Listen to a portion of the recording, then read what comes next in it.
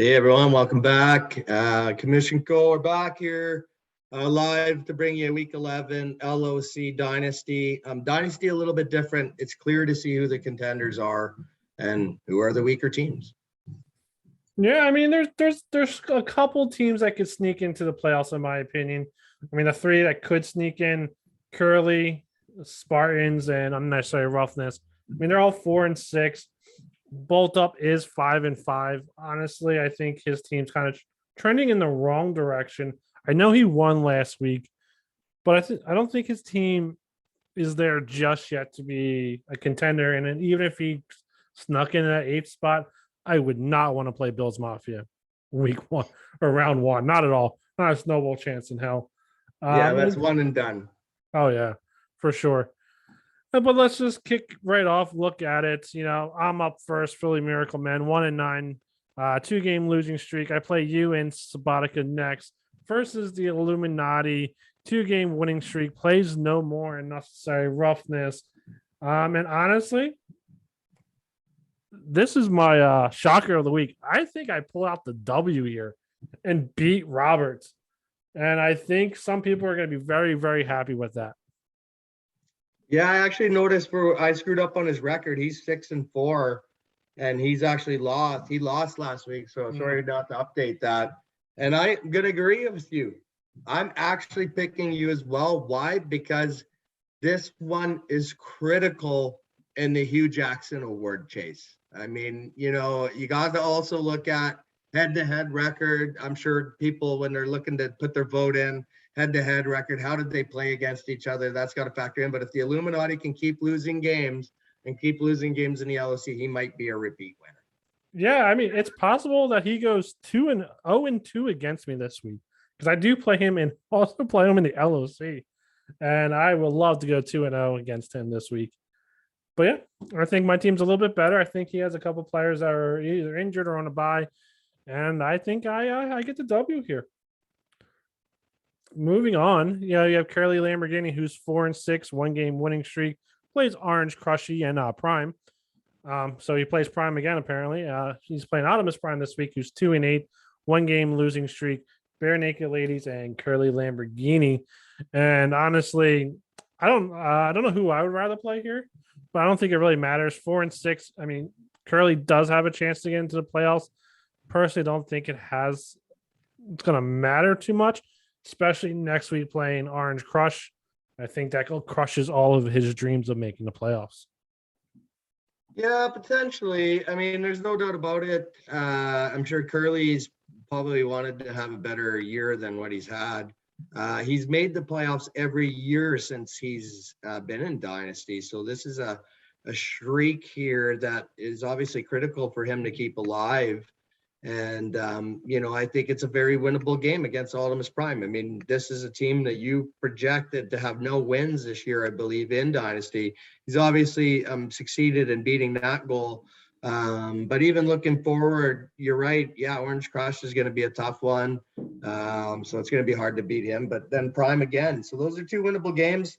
And who knows, maybe 6 and 7 in Dynasty usually is good enough to win the NFC East, and it might be good enough to try to play Flex 14. Yes. Well, it's more like 7 and 10 or some shit can win the NFC East. But I mean, just looking at the 2 teams, Tannehill's playing Houston, Mac Jones is playing Atlanta. I think both of those games are going to be a shootout. Where I think the issue for Prime is his running back room.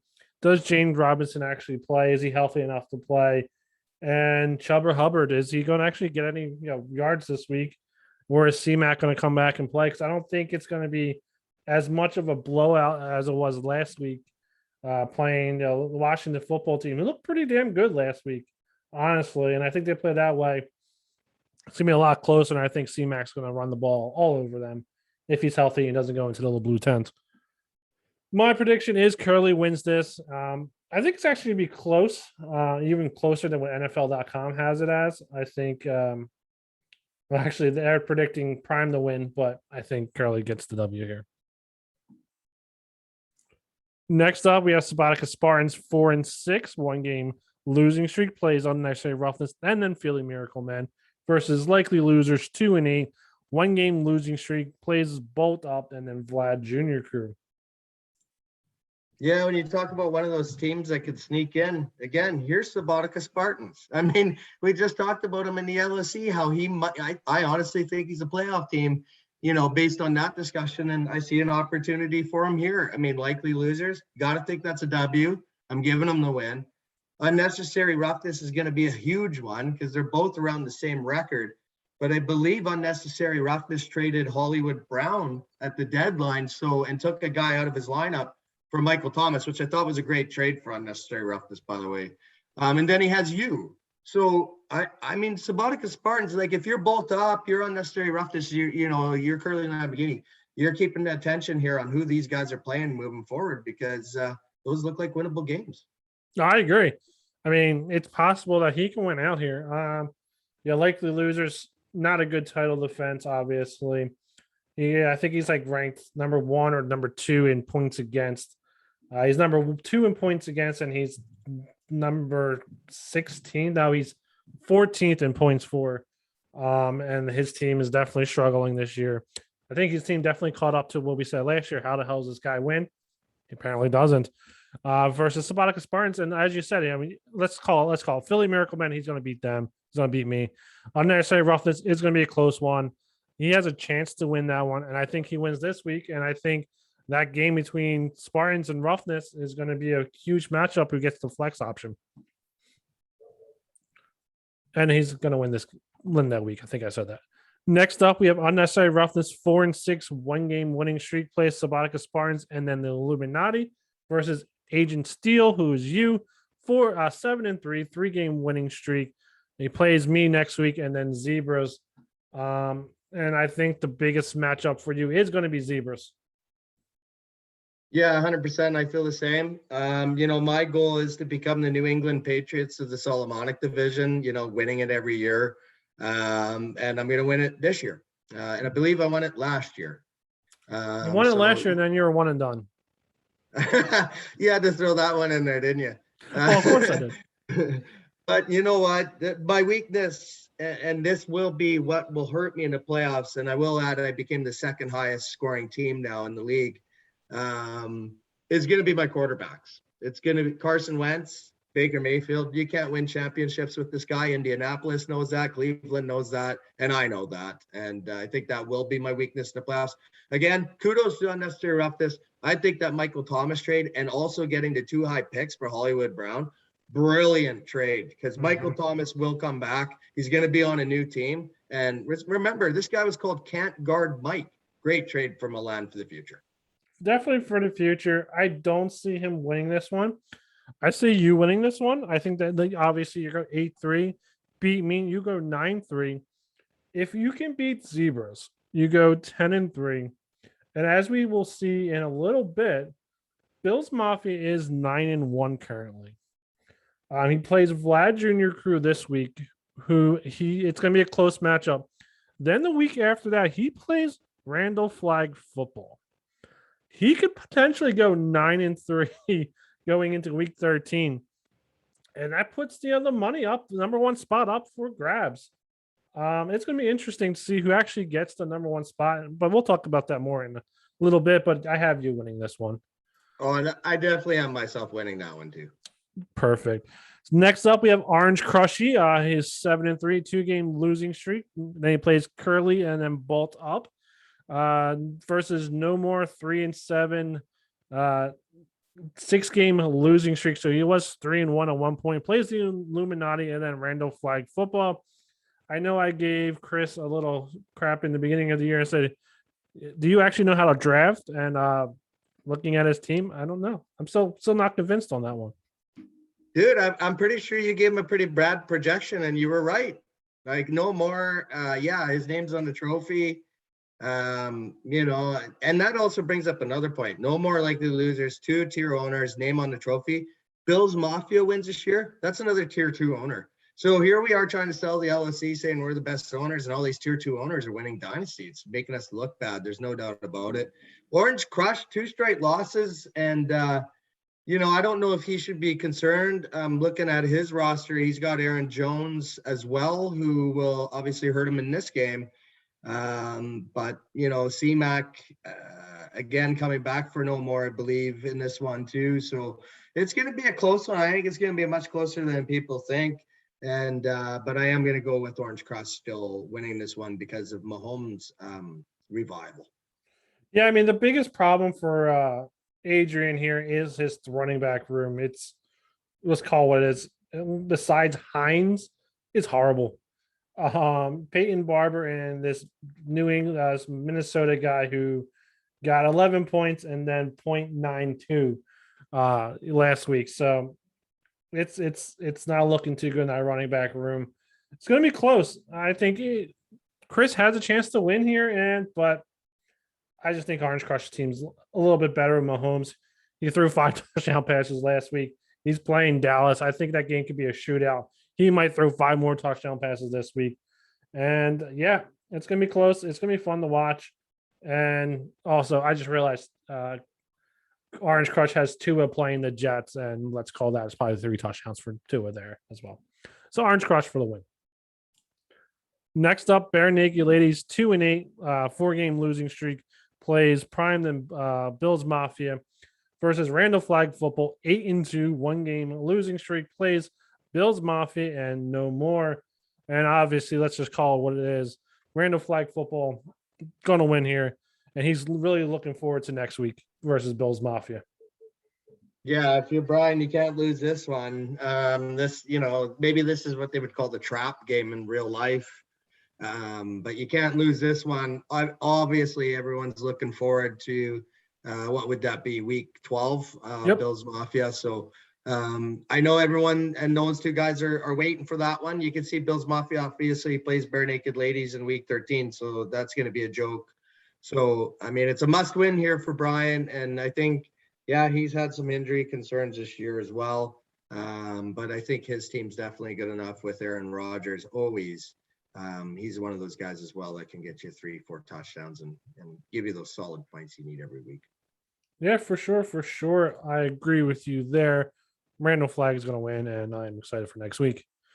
Next up, we have Bolt Up, 5-5, 1-game winning streak, plays Likely Losers, and then Crushy versus Zebras, who's 8-2, 1-game winning streak, plays Vlad Jr Crew, then Agent Steel.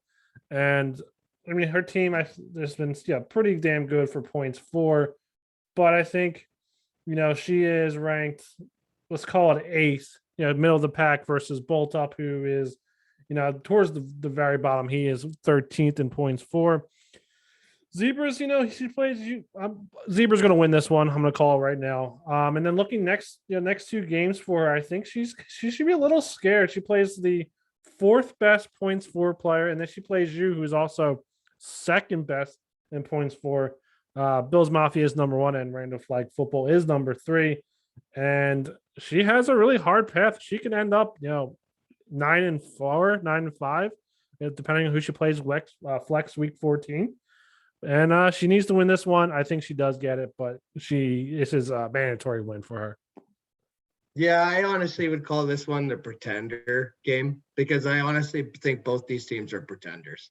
I'm happy Susie's gone 8-2, and she might actually get division money, and I'm rooting for her, obviously. But she's a pretender. She's had Jimmy G all year.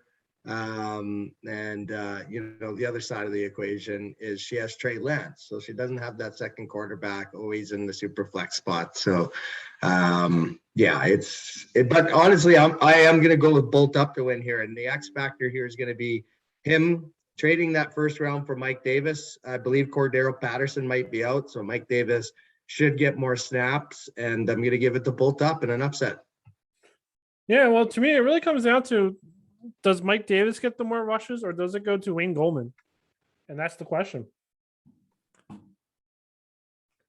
Next up, it's the game of the week. Vlad Jr Crew 7-3, 4-game winning streak, plays Zebras, then Likely Losers versus Bills Mafia 9-1. He is ranked number 1. I don't think he's actually ranked number 2.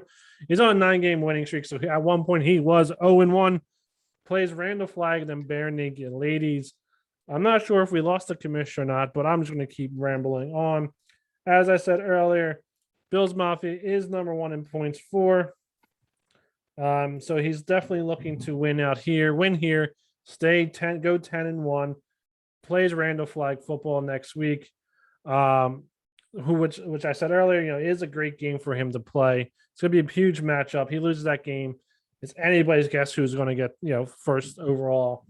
But first most points, first overall, get that money. And I actually think Vlad Jr Crew is going to win this one, but I'm going to pass it over to the commission to see what he has to say. Yeah, I think it's going to be a good game to watch. I think the big thing for Vlad Jr Crew is, again, he has to hope that Cordero Patterson does dress. I guess right now he's actually questionable as it stands to be a difference maker. Marquise Brown, and let's face it, Vlad Jr Crew, I believe, made that trade for Michael Thomas for Brown because he thought that Brown would be good enough to maybe push him over the top, and he may or may not be right. I'm not too sure. The running room concerns me. Jordan Howard, I know he's had a resurgence of sorts. Taylor Heineke at the quarterback spot, but he does have the two quarterbacks this week over Bills Mafia, who has Matthew Stafford on the bye. And honestly, I think that's slight edge. As long as Cordero Patterson plays, I think Vlad Jr Crew is going to find a way to win this one and beat Bills Mafia, which is also pretty important to see because just so you guys are all aware, career wins, Vlad Jr Crew since Dynasty started is number one with 24 career wins. Tied for second is myself and Bills Mafia at 23. And then after that, it's Orange Crush with 22. So this is a big game. Lots on the line for both. But I'm giving it to Vlad Jr Crew. And it makes that game with Randall Flag football even that much more important for that Ming division if both teams are 9-2. No, I agree. Even if Patterson doesn't play, I think Jamar Jefferson with Jamal Williams injured is a good plug in there, get him some points, and I think that'll still keep him for the win here. It's going to be a great game. I would hate to be Bills Mafia playing Vlad Jr Crew, then Randall Flag football back to back towards the end of the season, but it's great for me. For us, we get to watch it, but it's not great for him. And I hope, somebody wins here. And I love to see somebody go 9-3. Well, for these teams, let's face it, they're playoff games now. If you look at Vlad Jr Crew, I picked Bolt up to beat Zebras. If that happens, then Vlad's tied with Sue's for first spot, and I think in there you see they play each other next week, which is going to be a critical one. So you could see how exciting now Dynasty is going to get here down the stretch, which is great to see. One criticism I have of playing the divisional opponents twice, and maybe it'll be a little bit better in the LOC because obviously there's 5 teams in each division, but Bills Mafia and Randall Flag playing Curly and Ultimus Prime twice this year. That was a bit of a joke.